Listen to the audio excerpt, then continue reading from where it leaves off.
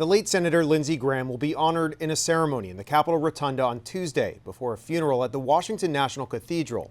Among the guests will be the heads of Ukraine and Israel. Graham relentlessly supported both countries while he was in office. Both of those leaders are expected to also hold high-stakes meetings with President Donald Trump. Ukraine's Volodymyr Zelenskyy stopping in the United Kingdom on Monday to meet with the country's new prime minister before heading stateside. Resilience of our nation also depends on the resilience of our partners. It's been nearly 4.5 years since Russian President Vladimir Putin launched a full-scale invasion of Ukraine, with Russia launching more deadly strikes on Monday. Ukrainian drones also hitting deep into Russia, targeting oil and logistical hubs, bringing the war home to millions of Russians.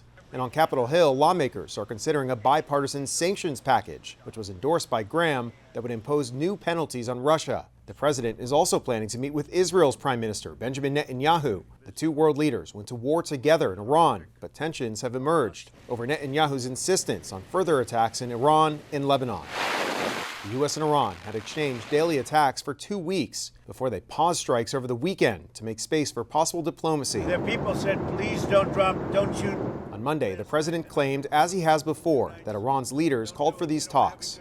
They want to meet, and we're meeting. We'll see what happens. There's a chance we can make a deal. If we don't make a deal, we go back to the same thing. The president also dismissed reporting from the Wall Street Journal that this pause in fighting was in part due to declining munitions. The president saying that the country has, quote, a lot of munitions, although he added, I'd like to have more. In Washington, I'm Evan Koslof for Spectrum News.